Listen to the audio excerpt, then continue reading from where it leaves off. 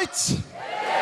Very nice to be here, ladies and gentlemen, very nice. I got a train up to Scotland, and sometimes when I get a train, I fall asleep and I wake up with pins and needles in one of my legs. Have you ever tried to walk with pins and needles in one of your legs?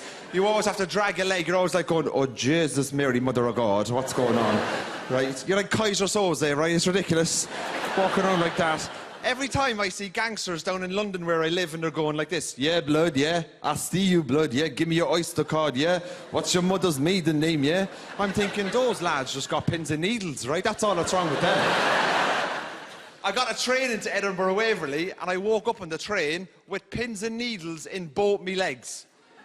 Have you ever tried to walk with pins and needles in both your legs? It's impossible. I got off the train, I was like this going, oh God, what is going on here? This is ridiculous, right? There's people walking past me on the platform going, oh my God, is that guy hiding an erection? What's he doing, right? The train manager saw me and he thought that I was a passenger that needed some form of assistance. So he started walking over towards me. But we all know that once the blood starts circulating around the legs, after a few seconds, the pins and needles just goes away. And all the train manager saw was me doing this, just going, oh God, this is ridiculous. What is going on? Oh God, I feel okay now. Oh God, I feel fine now. That's great. And then I just walked off like that. It looked like the evolution of man. I'm getting a bit older now as well. You know, there's a few things that happens when you get a bit older that you know you're getting a bit old. For example, you know you're getting old when you come in from a night out at 1 o'clock in the morning and you take the mints out of the freezer for the following night's dinner. Oh, we've got a few mince takers out here tonight. Are you coming to bed? No, I've got spag balls tomorrow, honestly. Because that's what it's like when you get to your 30s, you know, like it's all about planning for tomorrow, you know?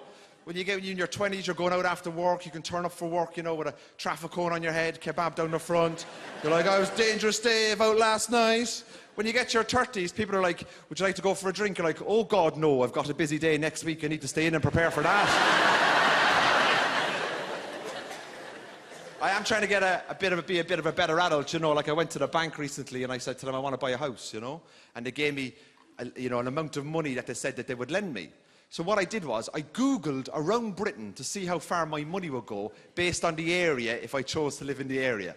So in Edinburgh, I can afford to buy a 2-bedroom apartment on the outskirts of Edinburgh. Then I went down into England, into Manchester. I can buy a 2-bedroom house in Manchester. Then I went to Stoke in England.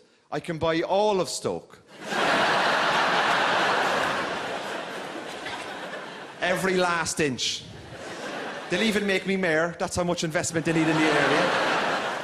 Then I went to Milton Keynes. I can buy a 2-bedroom terrace house on the outskirts of Milton Keynes. And then I went into London. I can buy a small cappuccino. Ladies and gentlemen, you've been absolutely fantastic. Thank you very much. Good night.